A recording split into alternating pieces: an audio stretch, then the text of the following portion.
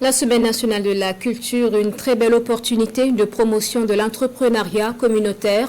L'agence en charge du projet, l'APEC, était représentée sur le site de la Biennale.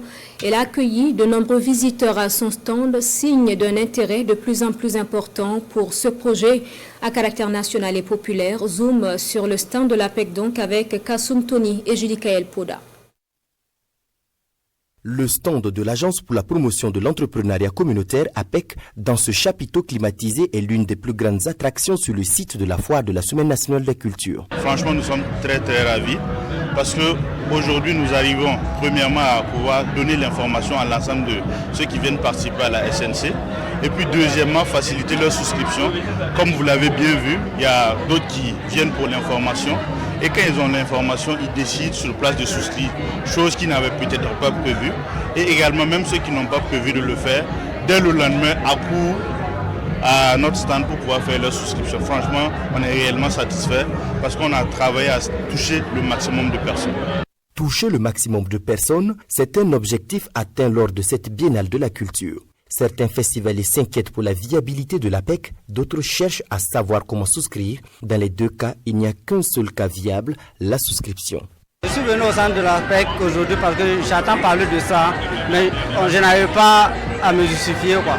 Donc pour plus de renseignements, je me suis rendu ici pour prendre des renseignements, voir ce qu'il y a exactement au sein de l'APEC.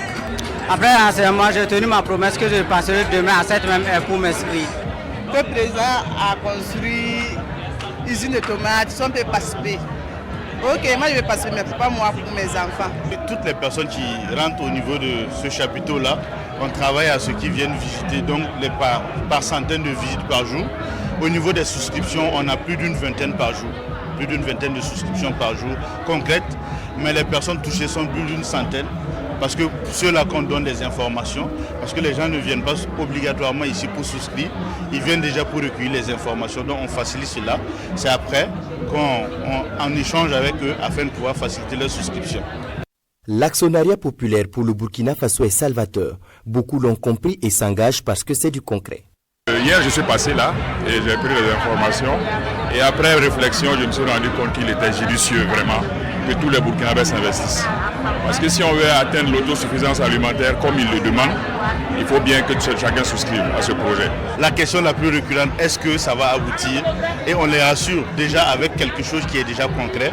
Notre usine de transformation de tomates qui est à Bindouxo ici, qui est quelque chose de concret où toutes les personnes qui désirent peuvent aller visiter et les travaux avancent très bien et c'est presque même fini. Si tout va bien, très bientôt on aura nos premières conserves de tomates made in Burkina Faso, par les Burkinabés pour les Burkinabés. La mission de l'APEC, c'est la mobilisation de l'épargne pour le financement des entreprises communautaires comme l'agriculture, l'élevage, l'agroalimentaire, le textile et les mines entre autres. Et les Burkinabés ont bien compris la portée. Avec le chef et le président du Faso, nous allons créer des emplois pour la jeunesse et nous allons construire notre pays. La patrie ou la mort, nous vaincrons.